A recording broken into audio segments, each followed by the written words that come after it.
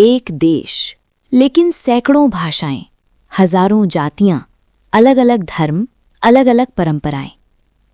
1947 में भारत आज़ाद तो हो गया, लेकिन क्या वो एक था?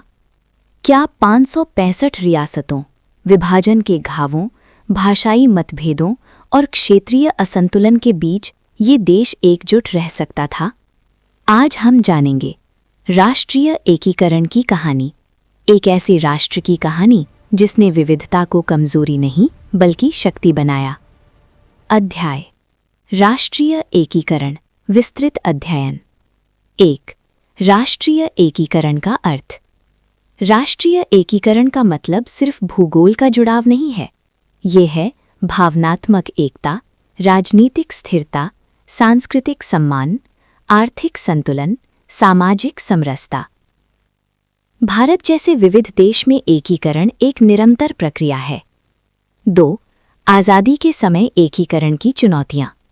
क. विभाजन का प्रभाव। भारत और पाकिस्तान के बंटवारे ने समाज में गहरी दरारें पैदा की। सांप्रदायिक हिंसा ने विश्वास को तोड़ दिया। ख. रियासतों की समस्या। 565 रियासतें, अलग शासक, अलग प्रशासन। अगर ये स्वतंत्र रहती तो भारत बाल्कनाइजेशन का शिकार हो सकता था। ग. भाषाई विविधता। भारत में सैकड़ों भाषाएं, भाषा को लेकर असंतोष बढ़ने की आशंका। घ. जातीय और क्षेत्रीय असमानता। कुछ क्षेत्र विकसित थे, कुछ अत्यंत पिछड़े। ये असंतुलन एकता के लिए खतरा था। 3. रियासतों का राजनीतिक एकीकरण, गहराई से। सरदार पटेल और वीपी मेनन ने कूटनीति, समझदारी और दृढ़ता से रियासतों को जोड़ा। Instrument of accession.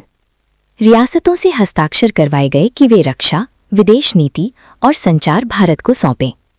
प्रमुख केस स्टडी। हैदराबाद। निजाम स्वतंत्र रहना चाहता था।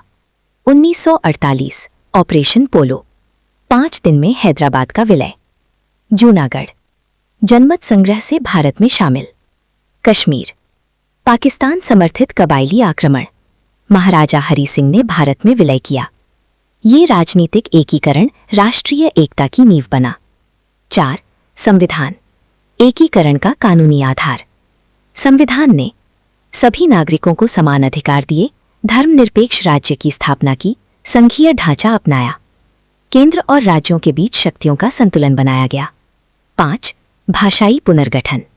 1956